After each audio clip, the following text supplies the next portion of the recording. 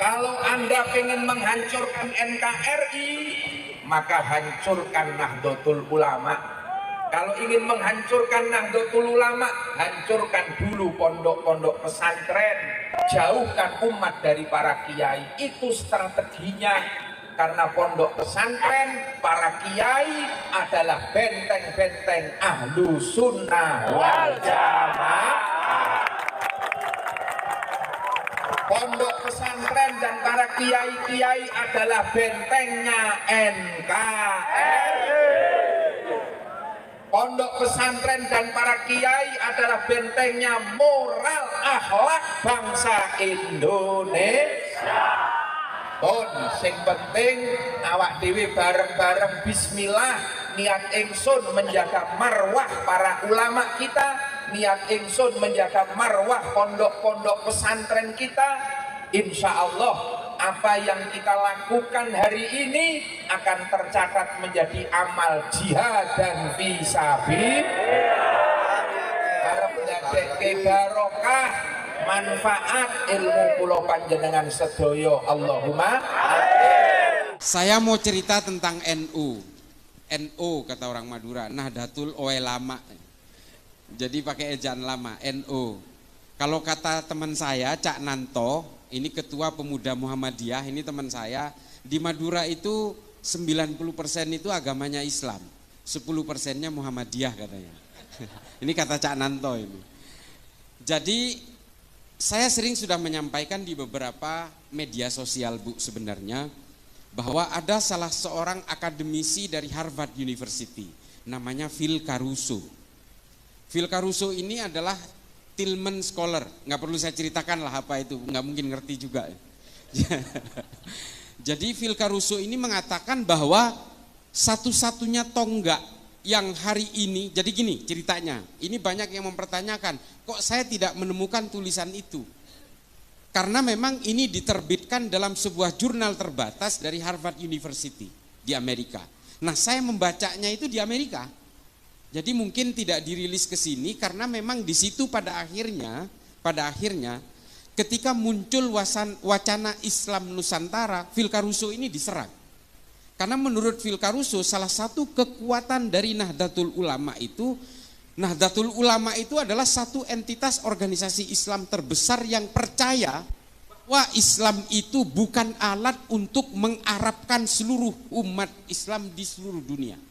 Ini NU yang percaya itu, makanya kemudian NU itu hidup dengan metamorfosisnya dan diaspora Islam dimanapun di seluruh dunia, dan hidup dengan kebudayaan dan kearifan lokalnya. Jadi kalau Islam di Uzbekistan, Bu, itu budayanya ya budaya Uzbek. Islam di Cina itu budaya yang dipakai adalah budaya kearifan lokal Cina. Suku Hui dan termasuk orang-orang Cina di mana namanya di daerah-daerah provinsi bagian barat Cina, itu kebudayaannya kebudayaan Cina. Nah, kalau kita perhatikan dari bagaimana orang Islam ini kemudian menyebar dan kemudian menjaga budaya-budaya lokal itu supaya tidak keluar dari maqasidus syariah, ini sebenarnya pesannya Nabi. Kita tidak boleh percaya bahwa Islam ini adalah instrumennya Allah untuk mengarabkan manusia. Kita tidak boleh percaya itu. Islam ini bagi siapapun. Mau orang Islam di Brazil di pedalaman Amazon sana itu boleh memeluk Islam dengan berbagai situasi sosial circumstancesnya. Ini bahasa akademisnya. Dengan berbagai lingkungan sosialnya. Lalu kemudian Nabi menganjurkan kita supaya Islam ini menjadi agama yang bisa menjadi rahmat bagi seluruh umat manusia dan seluruh alam semesta sampai hari kiamat. Artinya apa? Kita tidak boleh terpaku kepada satu budaya saja. Tidak boleh. Yang kita maksud dengan Islam Nusantara itu adalah Islam dalam konteks budaya, bukan dalam konteks hukum-hukum fikih yang mengikat. Lalu kemudian ditanya, oke, kalau orang NU mau naik haji berarti jangan ke Mekah dan Madinah. Itu adalah hukum-hukum agama yang mengikat. Kita tetap ke sana, orang Syiah aja naik hajinya ke Mekah juga kok. Masa orang NU naik hajinya ke tempat lain? Enggak. Konsep yang dinamakan dengan Islam Nusantara ini yang nerangkan, yang orang Islam di Indonesia kok nggak ngerti-ngerti sih? Justru yang menerangkan ini orang Amerika, namanya Phil Caruso. Menurut Phil Caruso, salah satu kekuatan NU itu adalah bahwa dia bisa melebur ke dalam budaya apapun tanpa harus menjelek-jelekkan perbedaan di antara seluruh umat manusia di Indonesia. Ini kelebihannya NU. Ini menurut Phil Caruso, bukan kata saya. Dan kata Phil Caruso juga, NU tidak pernah punya riwayat memberontak dan melawan kepada negaranya sendiri. Coba, ini NU kata Phil Caruso. Makanya kemudian NU itu menjadi satu kekuatan tunggal di Indonesia yang kemudian ada sekoci-sekoci di sekitarnya, ada Muhammadiyah, ada Persis, ada Al-Irsyad. Al-Irsyad zaman dulu bukan yang sekarang. Al-Irsyad yang sekarang udah tercemar. Ini direkam kan? Biar jadi perhatian lah, nggak apa-apa. Al-Irsyad zaman dulu isinya itu adalah para habaib yang tawaddu. Hari ini Al-Irsyad sudah tercemar dengan paham-paham ideologi transnasional yang mengajarkan orang untuk menjahiliahkan orang, membid'ahkan orang dan sebagainya. NU tidak pernah gelisah dengan keimanan orang, Bu. Kita tidak dididik untuk kemudian membenci orang yang berbeda. Kita tidak pernah dididik untuk menjadi seperti itu. Saya lahir di keluarga pesantren, saya lahir dari kalangan Nahdien hingga hari ini, saya tidak pernah diajari untuk membenci, mencaci maki, mencelakai, membinasakan orang lain yang berbeda. Tidak pernah. Nah, itu yang kemudian menjadi kandungan utama dari NU. Nah, kemudian NU ini menjadi tonggak yang sangat penting di negara ini. Kenapa? Nah, ini tinjauan secara empiris dari yang dilakukan oleh Phil Caruso dalam penelitiannya, karena berangkat dari penelitian terhadap Densus. Bapak Ibu sekalian, Phil Caruso mengatakan Densus telah berhasil mengatasi gerakan-gerakan radikal, ekstrim dan teror di Indonesia, tapi tidak bisa ditiru oleh negara lain. Nah, ini ditulis sampai sekarang masih ditulis oleh salah satu website namanya Middle East Institute, MEI. Ada itu, kalau mau di googling bisa baca. Nah, ini tulisan Phil Caruso yang mengatakan Densus itu berhasil mengatasi gerakan teror di Indonesia tapi tidak bisa ditiru oleh negara lain. Somalia itu mati-matian mau niru Densus nggak bisa. Karena apa? Kata Phil Caruso, karena negara lain tidak bisa meniru Densus karena negara lain tidak punya NU. Baca, kalau saya disangkain ngecap, baca tulisan, googling aja Phil Caruso, PHILCARUSO, baca di situ, muncul paling awal di situ. Nah, ini bisa dibaca, artinya apa? Karena tidak punya NU. Apa coba? Mengapa NU itu kok seolah-olah betul-betul dianggap paling penting di negara ini? Sok penting gitu? Enggak juga. Banser itu, saya kenapa nangis tadi waktu apel Banser, Bu? Saya itu betapa bangganya. Wallahi tallahi billahi, saya betul-betul begitu bangganya saya melihat tadi apel Banser. Saya membayangkan kalau Mbah Hashim hidup hari ini. Coba bayangkan betapa bangganya dengan barisan serbaguna ini, dan betapa bangganya dengan kalangan muslimat dan juga berbagai banom-banom NU yang sudah mekar. Ketika NU berdiri tahun 1926 itu harus pura-pura membuat acara haulnya Mbah Holil di Surabaya. Ini berdirinya NU tahun 26 itu, sampai harus berpura-pura. Hari ini kita bisa bergerak terbuka, bisa apel di lapangan alun-alun Magelang dan sebagainya. Ini betul-betul barokah para ulama. Nah, Banser ini jumlahnya 7 juta, Bapak Ibu sekalian. Ini soheh ini. Karena Gusmen kebetulan teman saya. Ini soheh karena berdasarkan data, 7 juta. Polisi jumlahnya 463.000. Tentara kurang lebih 1 juta. Coba bayangin, taruhlah Banser itu nggak punya senjata. Taruhlah misalnya Banser itu mau ngelawan polisi dan tentara yang jumlahnya 1.500.000 orang. Karena tidak bersenjata, Banser itu taruhlah menang maju aja, ngegeruduk aja gitu. Taruhlah mati itu 3,5 jutanya, separuhnya. 3,5 juta Banser itu bisa menguasai negara ini atas nama Nahdlatul Ulama. Apakah Nahdlatul Ulama mau? Gak mau. Kita tidak diajari untuk berkhianat terhadap negara ini. Tidak diajari untuk itu. Kelompok lain sudah pernah melakukan pemberontakan, Bu. Kartosuwiryo memproklamirkan diri di Tasikmalaya, negara Islam Indonesia, lalu membentuk Darul Islam, Tentara Islam Indonesia, membentuk kesatuan-kesatuan militer, memberontak pasukan Andi Aziz di Makassar, Karmuzakar di Banjarmasin, dan kemudian melakukan gerakan-gerakan negara Islam Indonesia hingga hari ini. Dan kemudian pecah menjadi JI, JAD, JAK, JAT, JAS, MMI, MIT, MIB, NII, Khilafatul Muslimin. Ini semua pecahan negara Islam Indonesia yang ingin memberontak kepada negara Indonesia dan menjadikan Indonesia negara agama. Apakah ini pernah dilakukan NU? Tidak pernah. Padahal NU itu adalah organisasi terbesar. Bansernya aja 7 juta.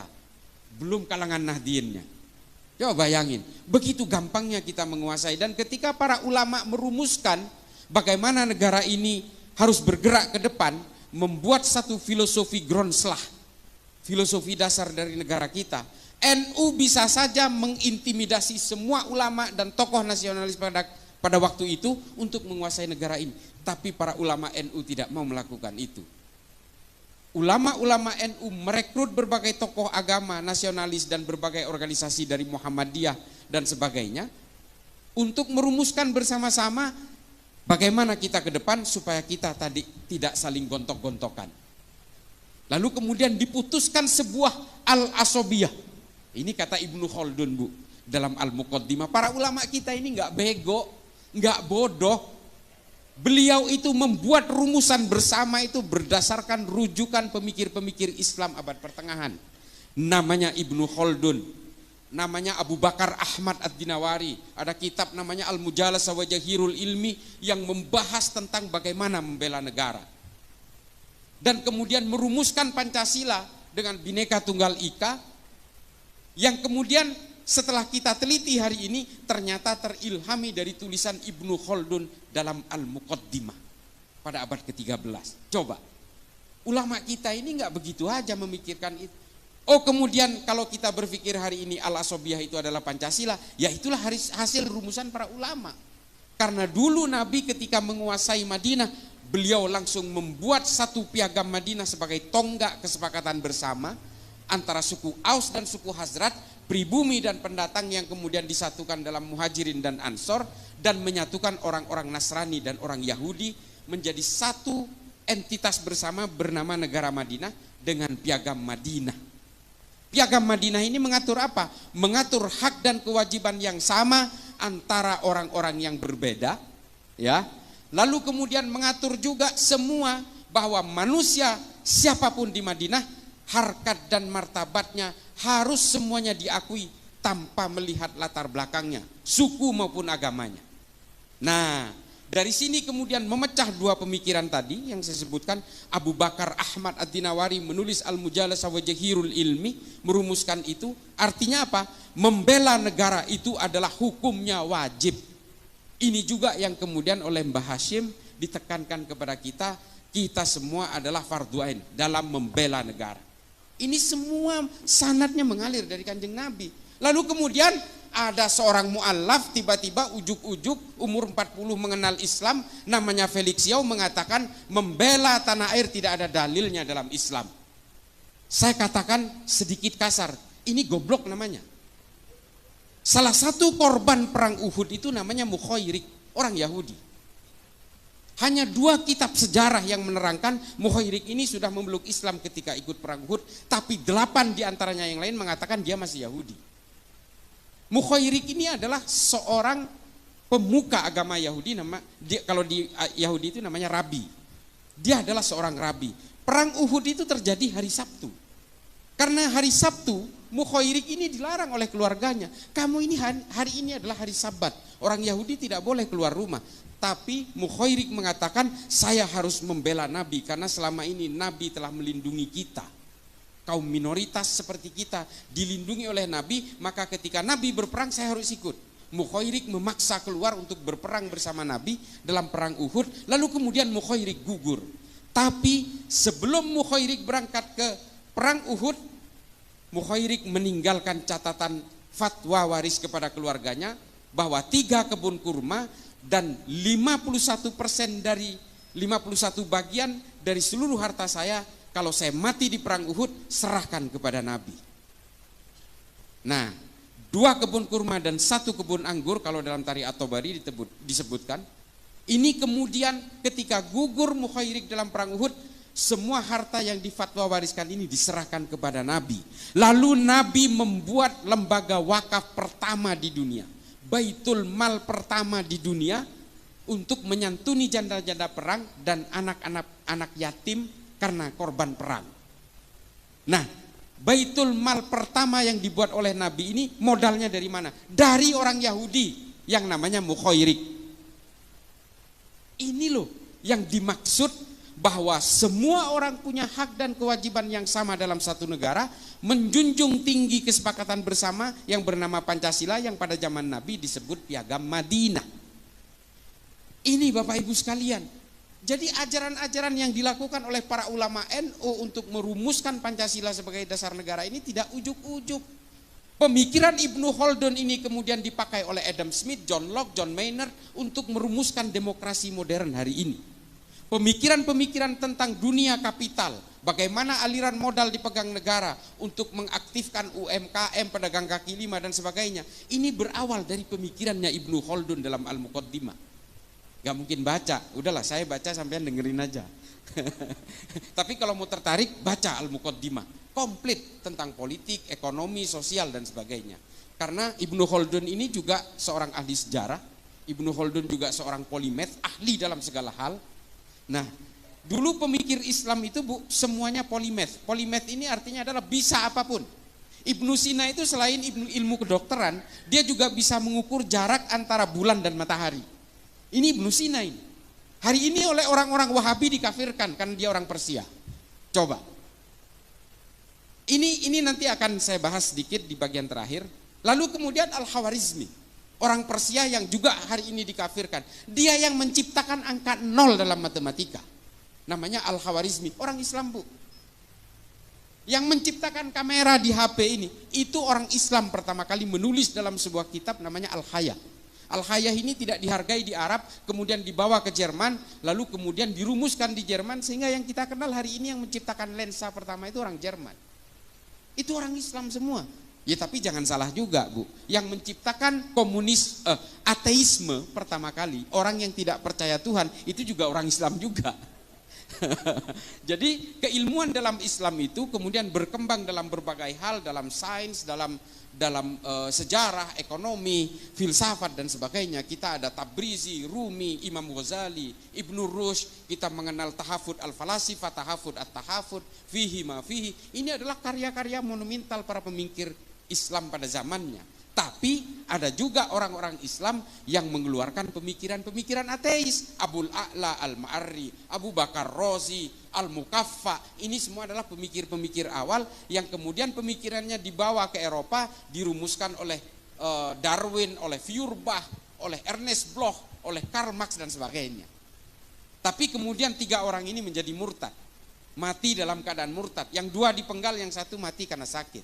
Abul A'la Al-Ma'arri ini mati dalam umur 91 tahun karena pemikiran-pemikirannya akhirnya dia terasing. Dan yang kedua dipenggal lehernya karena dianggap murtad, karena mengeluarkan pernyataan dalam bukunya Az-Zulumiyah namanya, itu tidak percaya Tuhan dan tidak percaya Nabi. Nah ini nggak usah kita ikutin, saya hanya cerita aja bahwa bagaimana keilmuan dalam Islam itu berkembang pada abad pertengahan itu, yang kemudian mengilhami berbagai pemikir-pemikir Islam hari ini. Persoalannya kemudian adalah keberagaman kita di Indonesia ini menjadi persoalan ketika muncul aliran-aliran baru, kelompok-kelompok baru demi kepentingan-kepentingan politik. Nah ini Bu, soal politik inilah yang memporak-porandakan semua agama. Semua agama hancur lebur dan terpecah belah menjadi sekte-sekte dan aliran-aliran karena kepentingan-kepentingan politik. Islam terpecah belah karena politik. Orang Islam membunuh Sayyidina Utsman, orang Islam membunuh Sayyidina Ali, membunuh Sayyidina Hasan, Sayyidina Husain, terlibat dalam perang sesama orang Islam, perang Jamal, perang Siffin, perang Hurrah, perang Nahrawan, perang Zab. Ini perang sesama orang Islam karena apa? Karena persoalan-persoalan politik. Di dalam Kristen juga karena persoalan politik memecah belah Kristen, pecahnya Katolik dan Protestan juga karena persoalan politik. Perang 30 tahun membunuh 8 juta orang Kristen di Eropa. Perang di Arab Saudi ketika terjadi pepecahan keluarga Ibnu Saud dan keluarga Ibnu Rashidin juga karena persoalan politik membunuh 13.000 Muslim di Saudi Arabia. Dan perang-perang yang lain yang membunuh puluhan ribu orang Muslim, para sahabat dibunuh oleh sahabat yang lain dalam perang Hurrah, keturunan Nabi dengan keturunan Nabi yang lain, zuriyah dengan zuriyah saling berperang dalam perang Zab untuk kepentingan-kepentingan politik. Kepentingan-kepentingan politik inilah kemudian yang memecah belah kita hari ini. Ada dua kelompok Wahabi Salafi. Ini saya selalu bawakan, ini saksinya dari Densus. Kami ini senantiasa bertemu dengan tangkapan-tangkapan teroris, Bu. Sama pemahamannya, ziarah kubur haram, musik haram, ini haram, wayang haram, haul haram, tahlilan haram, semua diharamkan. Kalau hari ini masih ada orang-orang Wahabi Salafi yang masih sejuk-sejuk, itu awal-awal aja. Produk akhirnya nanti jadi teroris juga. Karena semua diharamkan, semua musuh, semua kafir, semua takfir, dan semuanya orang-orang jahiliyah, aswaja itu diplesetkan menjadi warisan jahiliyah, aliran sesat warisan jahiliyah. Ini di mata mereka. Padahal di kita aswaja itu adalah Ahlus Sunnah wal Jamaah. Nah, ini ada teman saya dari Gus Ulil dari Wonosobo, Gus Ulil Albab. Ini dari Batsul Masailnya Nahdlatul Ulama. Ini teman saya baru lihat, sorry. Ustaz. Jadi ini semua kemudian yang memporak-porandakan kita. Belum kita bicara tentang Hizbut Tahrir, Bu, dengan agenda khilafah dan sebagainya. Belum kita berbicara tentang Ikhwanul Muslimin. Ikhwanul Muslimin ini yang justru paling bahaya. Saya katakan bahaya kenapa? Pak, saya ini sudah berkali-kali ke Mesir. Saya sudah berkali-kali ke Afrika. Saya sudah berkali-kali ke Asia Selatan. Saya sudah membuat riset, studi banding dan sebagainya. Yang paling berbahaya ini kenapa saya katakan Ikhwanul Muslimin? Karena ubudiyah dan amaliannya hampir mirip dengan kita. Mirip dengan orang-orang Nahdien, mereka juga maulidan, mereka juga ziarah kubur, mereka juga datang ke haul, mereka datang ke tahlilan, sama Pak. Sama-sama Asy'ariyah, sama. Konsep tauhidnya sama, konsep akidahnya mirip. Apa yang kemudian membuat berbeda antara orang Ikhwanul Muslimin dan Nahdien? Cita-cita politiknya berbeda. Itulah mengapa, ini mohon maaf, silahkan berbeda pandangan, nanti silahkan konfirmasi ke saya. Mengapa saya selalu melawan fatwa-fatwa dari Ustadz Abdus Somad? Mengapa saya melawan itu? Karena satu, dia tetap mengglorifikasi khilafah. Yang dikutip adalah dari perkataan Imamul Hakim dalam Al-Mustadrak ala Sahihain. Saya udah baca juga kitabnya. Sama Pak, kita udah pelajari juga. Dan ini dihantarkan kepada orang-orang awam seolah-olah kita wajib bercita-cita menegakkan khilafah. Ini yang dijadikan kutipan adalah kitabnya Al-Mustadrak ala Sahihain. Saya udah baca juga. Mengapa saya katakan ini salah? Rujukan ini, Imamul Hakim menulis Al-Mustadrak ala Sahihain ini ketika dia sudah pikun. Makanya Az-Zahabi mengatakan ini tidak boleh dijadikan rujukan. Karena apa? Imamul Hakim terpengaruh oleh kekuatan-kekuatan politik pada zamannya. Gak boleh dijadikan rujukan. Lalu kemudian yang kedua yang saya lawan dari fatwanya UAS adalah dia menghalalkan dan menganggap jihad istishhadiyah kepada orang yang melakukan bom bunuh diri di Palestina. Bom bunuh diri ini tidak ada jihad-jihadnya Pak. Bunuh diri ya bunuh diri aja. Yang kedua, perang Palestina dan Israel bukan perang agama. Ini perang politik. Kalau ini perang agama, orang Islam di Arab sudah ikut berperang bersama-sama Pak. Enggak ada satupun. Bahkan Arab Saudi, Mesir, dan Turki bersahabat dengan Israel.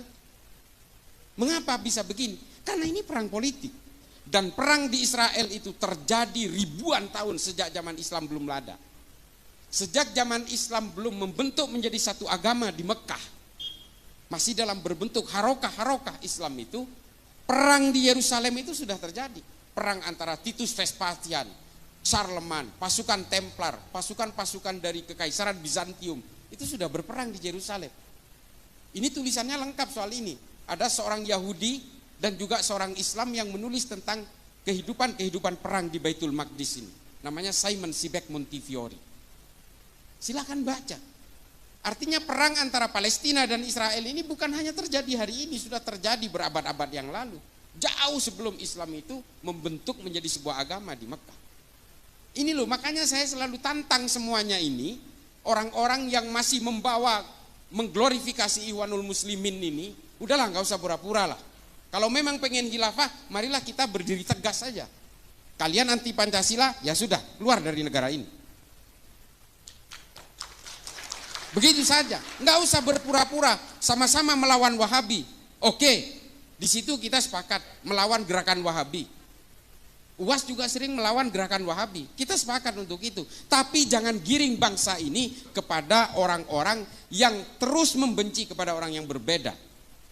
Di dalam salib ada jin kafirnya. Nggak usah lah, nggak usah menghina sesembahan orang lain, kata Allah. Ya kan? Di Quran kan jelas, jangan menghina sesembahan orang lain karena orang lain akan menghina Tuhanmu tanpa ilmu pengetahuan. Jelas kok di Quran itu. Kenapa kita selalu menghina sesembahan orang lain? Enggak usah, tunjukkan Islam itu sebagai agama yang bisa menjadi rahmat bagi seluruh alam semesta. Supaya apa? Supaya orang-orang yang belum berislam ini tertarik kepada Islam karena kedamaiannya, bukan karena bakar, bunuh, gantung, bukan karena itunya. Kan miris, Pak. Ada juga kelompok lain di dalam kita yang memecah belah kita hari ini. Kelompok FPI. Ini mohon maaf, Pak, kalau masalah kita itu suruh takdim kepada para habaib, jangan kalahin orang NU. Yang mengajari untuk supaya kita takdim dan hormat pada dzurriyyah Nabi itu justru ulama-ulama NU. Tapi hari ini kepatuhan kita kepada para habaib itu dimanfaatkan oleh oknum-oknum habaib untuk memecah belah NU. Coba, kacang lupa kulitnya kan.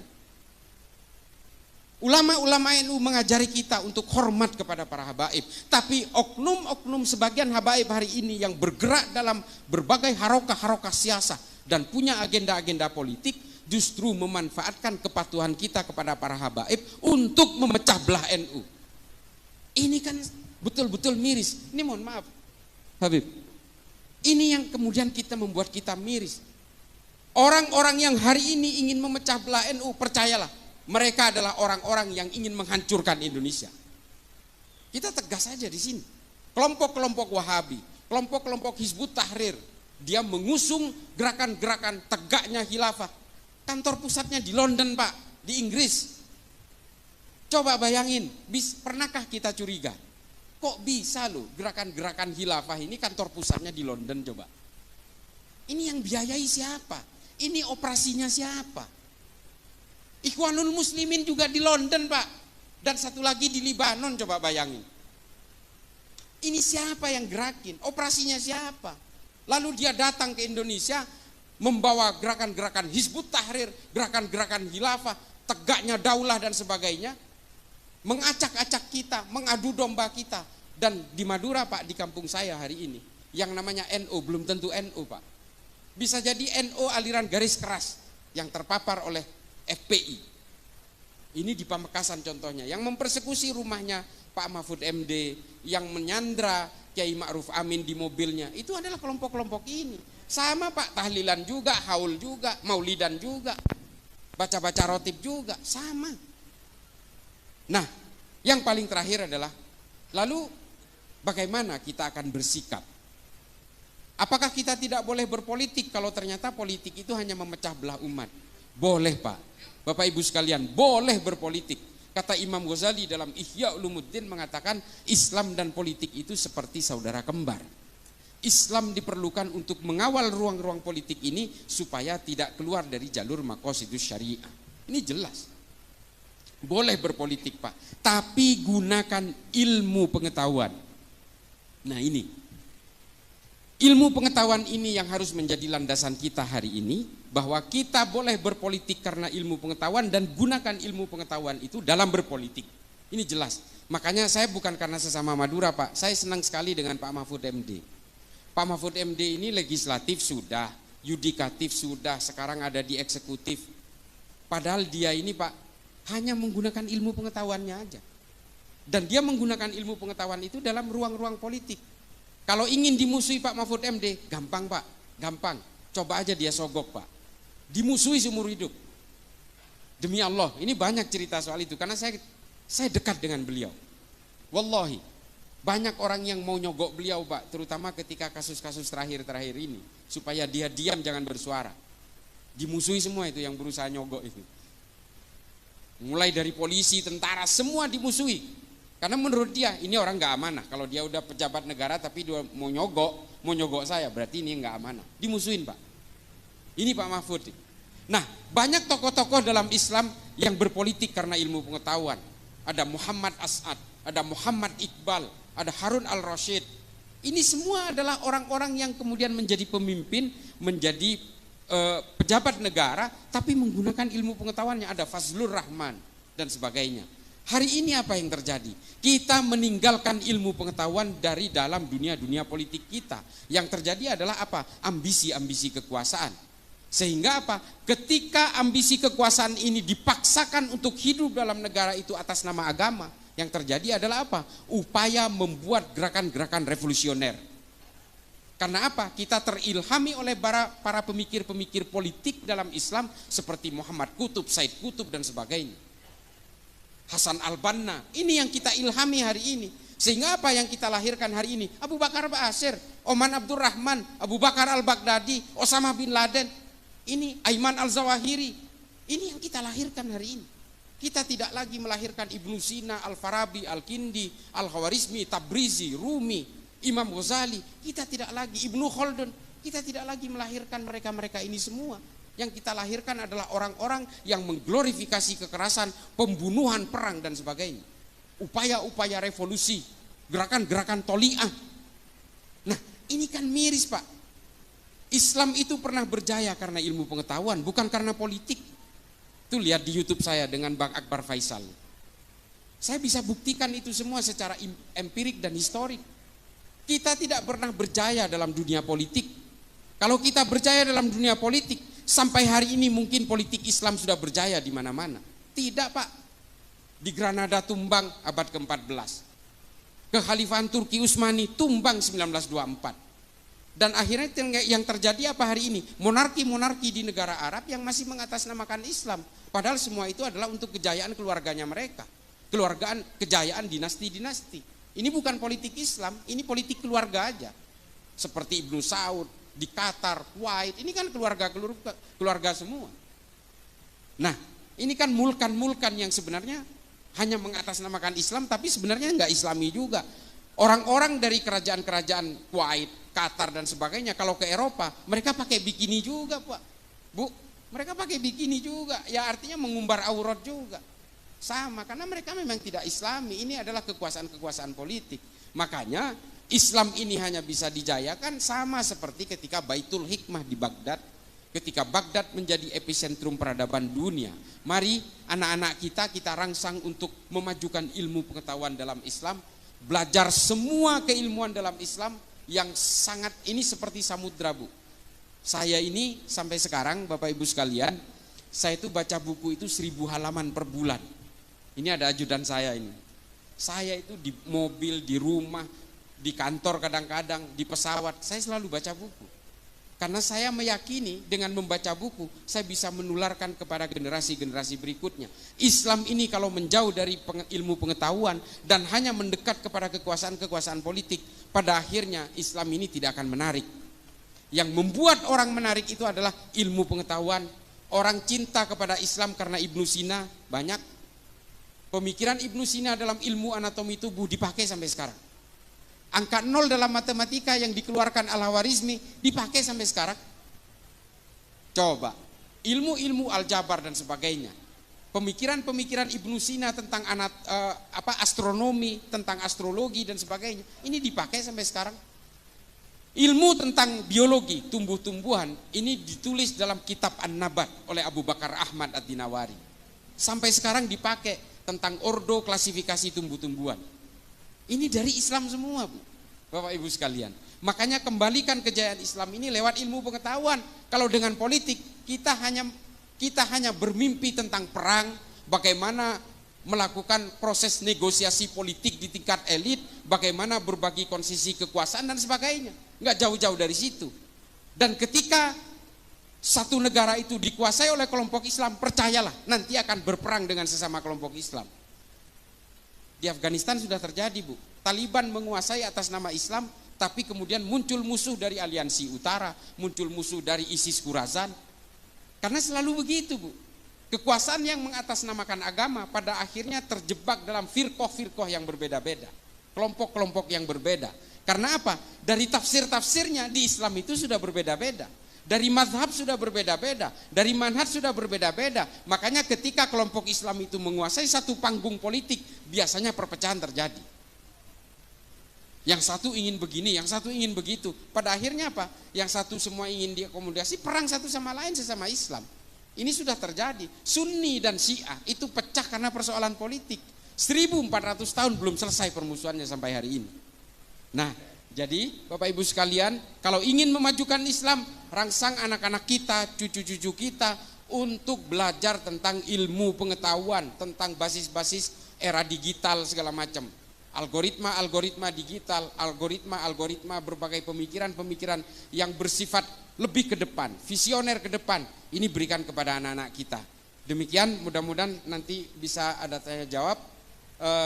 Ini mudah-mudahan bisa menjadi manfaat bagi saya pribadi yang fakir ilmu ini, dan juga bisa bermanfaat bagi Bapak Ibu sekalian. Akhiran, ihdinas siratal mustaqim, wallahul muwafiq ila aqwamit thoriq. Wassalamualaikum warahmatullahi taala wabarakatuh. Waalaikumsalam warahmatullahi wabarakatuh.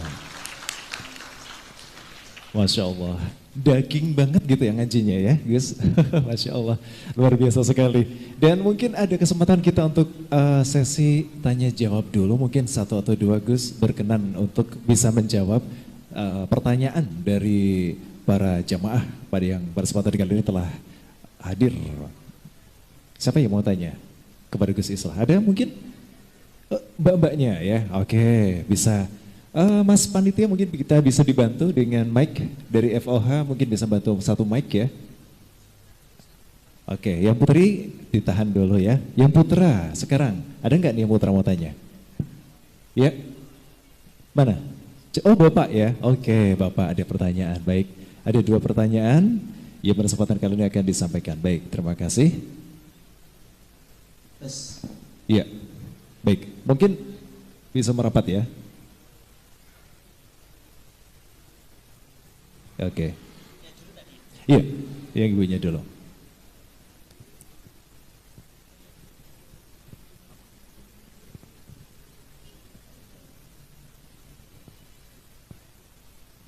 Sebelumnya nama, status dosen.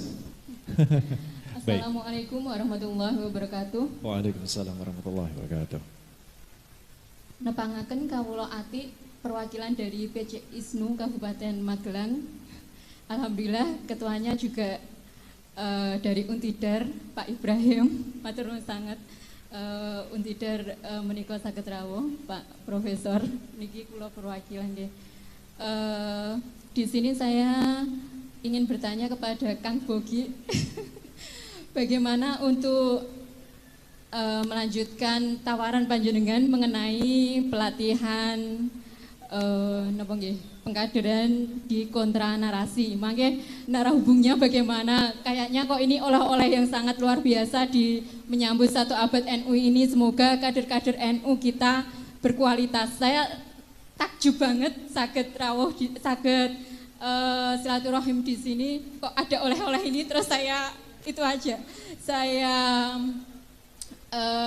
langsung di follow up ya? Gitu. Yeah. Kersane ada tindak lanjutnya, tidak hanya omong kosong ngoten nggih. Yeah. Terima kasih dari saya. Wassalamualaikum warahmatullahi wabarakatuh. Waalaikumsalam warahmatullahi wabarakatuh. Baik, berikutnya yang di belakang dari Mas Moy. Bapak, ya. Assalamualaikum warahmatullahi wabarakatuh. Waalaikumsalam. Alhamdulillah saya bisa datang ke sini, saya bersyukur sekali bisa ketemu sama Cak Islah. Saya kagum dengan beliau karena banyak sekali melihat video beliau. Alhamdulillah. Dan seperti yang dikatakan Pak Bugi tadi, kontra narasi itu sebetulnya juga bermasalah buat kami yang sering melakukan kontra narasi di grup-grup WA ataupun grup-grup lainnya.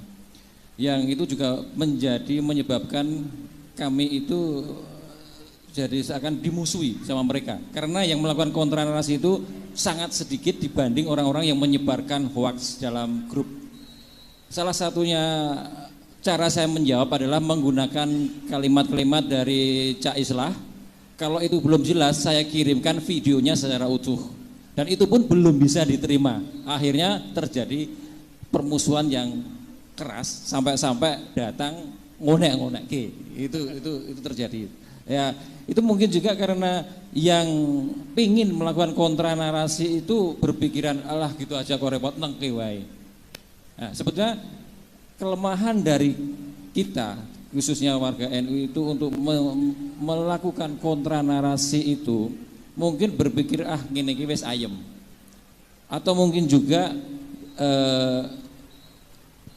bahan ilmu untuk menjawab itu juga kurang karena kemungkinan mereka itu banyak yang terlatih yang didoktrin sama ustadz-ustadz mereka di mana pengajian yang mereka ikuti itu banyak ilmu yang digunakan untuk mereka melakukan penyerangan-penyerangan terhadap pemerintah ataupun Islam yang tidak sepaham dengan pemikiran mereka. Ya, pertanyaannya Bapak mohon izin. Yang jadi pertanyaan saya, seakan-akan kenapa kok sekarang banyak pengajian yang menyebarkan doktrin-doktrin yang saya anggap itu memusuhi Islam yang tidak sepaham dengan mereka, memusuhi pemerintah, itu kok seakan-akan tetap berjalan dengan tenang. Khususnya adalah yang di lingkungan universitas. Saya banyak bertemu dengan anak-anak yang dulunya dia itu rajin mengikuti pengajian saat kuliah. Setelah selesai kuliah itu jadi orang yang keras.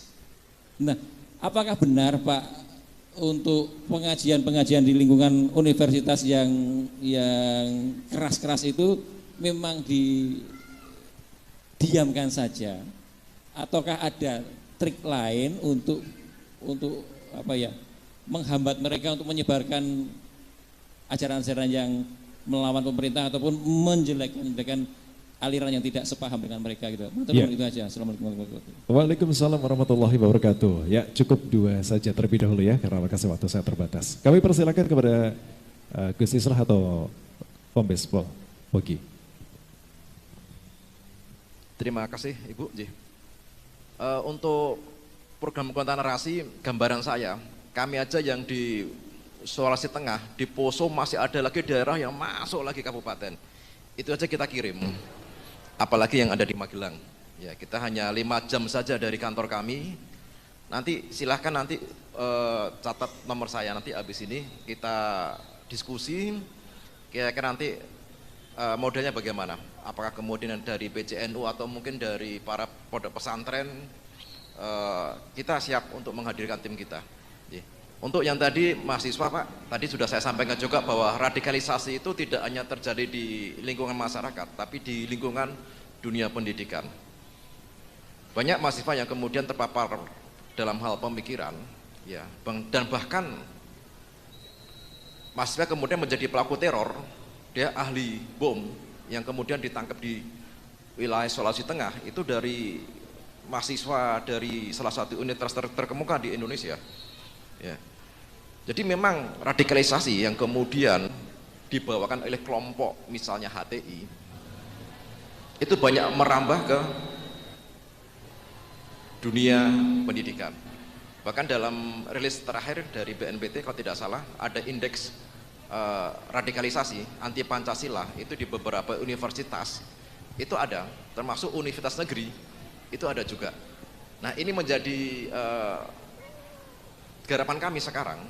Ya, bagaimana kemudian kita bisa menangkal, mencegah radikalisasi yang terjadi di lingkungan mahasiswa. Karena ini berbahaya Pak, sangat berbahaya. Di mana sebenarnya otak-otak mahasiswa yang produktif untuk membangun negara ini ternyata hanya dicokoki oleh doktrin-doktrin yang kemudian mereka ingin singkat, jalan singkat untuk menjadi seorang mukmin ya dalam kacamata mereka. Sehingga apa? Salah satunya adalah ya mengkafirkan sistem yang ada di negara ini, sistem pemerintah, ya kita togut dan sebagainya, yang akhirnya nanti tujuan utama adalah mereka bagaimana bisa menyongkong adanya khilafah yang ada di Indonesia, yang kemudian ini bisa membahayakan negara ini kalau kemudian dari lingkup pelajarnya, mahasiswanya yang produktif sebenarnya untuk membangun bangsa itu kemudian terpapar oleh virus yang namanya virus radikalisme ini. Begitu Pak. Ya, sekali lagi itu ada Pak, dan itu sedang menjadi perhatian khusus dari negara terkait penyebaran radikalisme di lingkungan kampus atau mahasiswa. Terima kasih. Baik, terima kasih ya. Baik, mungkin Gus Islam mau menambahkan sedikit saja.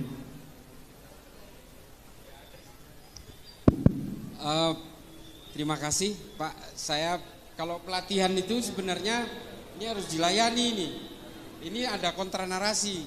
Nah biasanya kalau ada training tentang algoritma digital ya Mas Bogi istilahnya, itu biasanya juga dikasih bantuan device biasanya ya, gadget satu, handphone apa gitu untuk mengglorifikasi berbagai ideologi kebangsaan.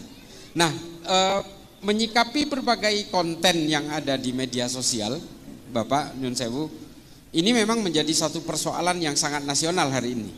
Satu, karena memang Kominfo ternyata tidak bisa berbuat apapun.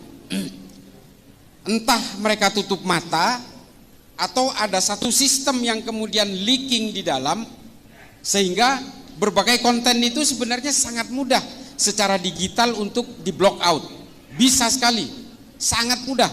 Apalagi hanya men-take down salah satu akun misalnya yang selalu menyebarkan hoax dan ajaran-ajaran nggak benar. Gampang sekali sebenarnya. Cuma memang ada beberapa platform yang harus bersurat kepada platform pusatnya di Amerika atau di Rusia. Tapi ada beberapa platform yang sangat mudah. Cuma masalahnya memang ada beberapa kelompok tertentu di Kominfo ini yang kemudian menjadi benalu di dalamnya. Yang seolah-olah ada pembiaran di situ. Saya bisa bersaksi soal ini, karena ini salah satu kerjaan saya adalah mondar-mandir dari Kominfo. Hampir setiap minggu kita mondar-mandir ke Kominfo hanya untuk melaporkan konten itu. Dan kemudian mandek di salah satu lantai itu aja. Selalu begitu. Ini mohon maaf, saya harus terbuka soal ini. Karena ini adalah keluhan kami juga.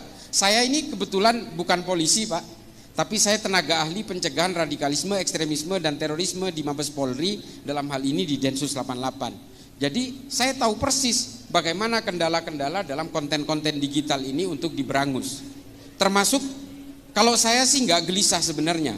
Yang banyak protes itu adalah kiai-kiai di kampung-kampung yang protes karena saya dituduh Syiah, saya dituduh liberal dan sebagainya.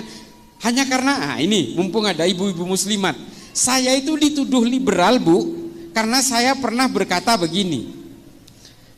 Saya secara pribadi saya bilang saya anti poligami.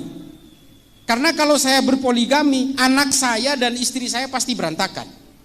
Maka bagi saya yang namanya poligami yang pernah dilakukan Kanjeng Nabi itu buat saya mudorot, saya bilang. Buat saya pribadi maksudnya. Kalau ada orang lain mengatakan itu menjadi maslahat ya silakan aja, tapi buat saya mudorot. Dan bagi saya secara pribadi, satu-satunya mungkin yang pekerjaan Nabi yang tidak pernah akan saya tiru adalah menikah berpoligami itu. Nah, gara-gara ngomong begini, padahal saya ngomongnya itu pribadi. Maksud saya pribadi tidak akan mungkin berpoligami dan saya anti poligami. Saya kesian anak saya kesian istri saya cinta kepada istri saya.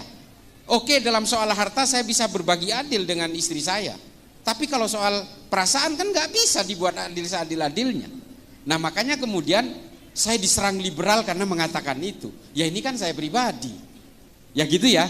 Nah ini saya supaya, nah tudingan-tudingan Syiah, tudingan-tudingan saya anti poligami disimpulkan kemudian menjadi liberal, ini anteknya Yahudi, ini anteknya orang Kristen untuk merusak Islam.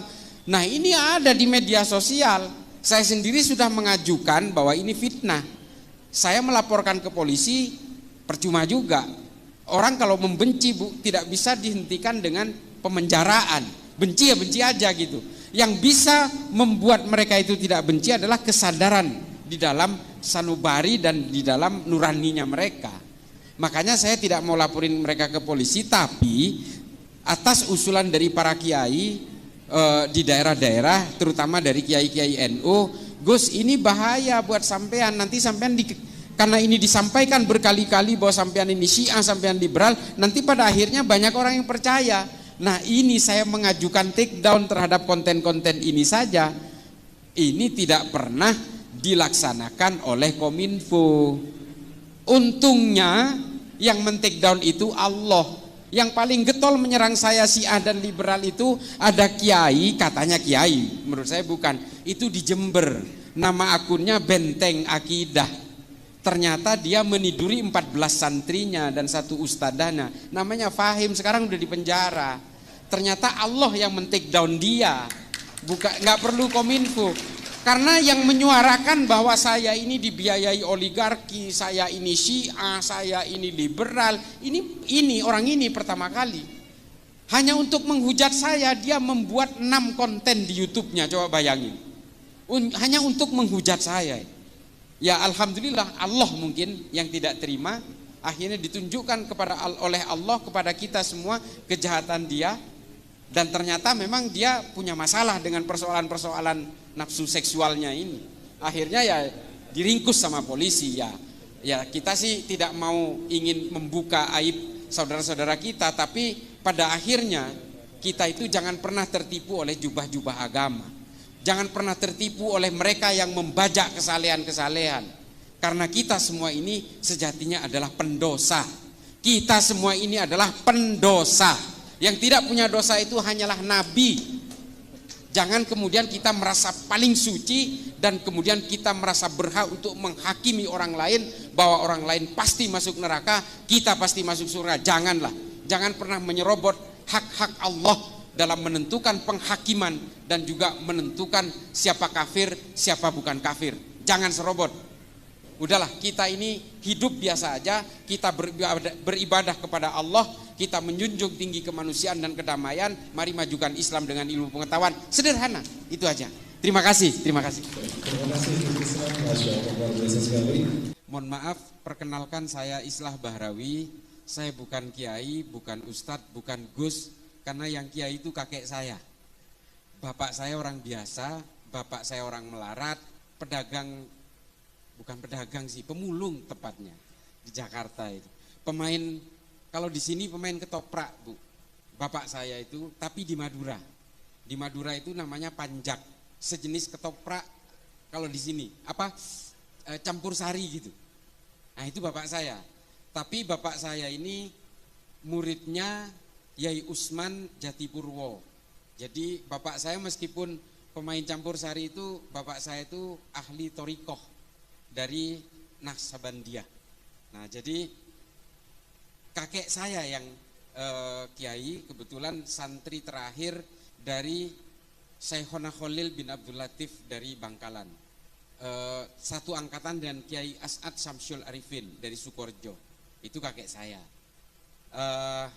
Itu aja, saya lahir di Madura, saya sudah tua, umurnya 52 tahun. Saya sempat mondok di pondok pesantren Syekhona Khalil di Bangkalan 3 tahun. Kemudian saya kuliah di Jakarta, lalu saya belajar, saya belajar Islamnya kebalik. Kalau teman-teman saya belajar Islamnya itu ke Arab Saudi atau ke Timur Tengah atau ke Mesir atau ke Maroko, saya belajar Islamnya ke Amerika, kebalik Bu. Saya belajar sejarah dan filsafat Islam di Zaytuna Institute di California. Jadi campur aduk, tapi insya Allah saya tetap Ahlus Sunnah wal Jamaah dan sejak lahir insya Allah sampai saya mati tetap Nahdiyin sejati. Al-Fatihah. A'udzubillahiminasyaitonirrajim. Bismillahirrahmanirrahim. Alhamdulillahirabbil alamin. Arrahmanirrahim. Maliki yaumiddin. Iyyaka na'budu wa iyyaka nasta'in. Ihdinas siratal mustaqim. Siratal ladzina an'amta 'alaihim ghairil maghdubi 'alaihim waladdallin. Amin. Bismillahirrahmanirrahim. Allahumma sholli ala sayyidina Muhammad. Amin ya Allah. Amin ya Allah. Amin ya Allah. Rabbana Wakina ada benar, wakina ada benar, wakina ada benar. Wa adkhilna jannata ma'al abrar. Ya Aziz ya Ghaffar. rabbil alamin. Subhana rabbika rabbil izzati amma yasifun wa salamun alal mursalin walhamdulillahi rabbil alamin. Matur nuwun, wassalamualaikum warahmatullahi wabarakatuh.